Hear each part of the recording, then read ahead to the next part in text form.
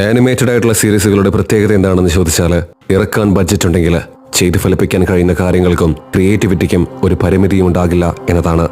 നല്ല കഥകൾ പറഞ്ഞു വെക്കുന്ന ആനിമേ സീരീസുകൾക്ക് അർഹിക്കുന്ന ബഡ്ജറ്റ് സപ്പോർട്ട് കൂടെ കിട്ടിയപ്പോൾ അവയെ ലോകം അത്ഭുതത്തോടെ നോക്കിക്കണ്ടത് പലപ്പോഴായി നമ്മൾ കണ്ടതാണ്. വളരെ ക്രിയേറ്റീവായിട്ടുള്ള ഷോസ് എന്ന ഈ സീരീസിന്റെ 11ാം ഭാഗത്തിൽ പറഞ്ഞു വെക്കുന്നത് ഇത്തരത്തില് കണ്ടിരുന്നവരെയൊക്കെ അതിശയിപ്പിച്ച ആർക്കെയിൻ സീസൺ 2-നെ കുറിച്ചാണ്.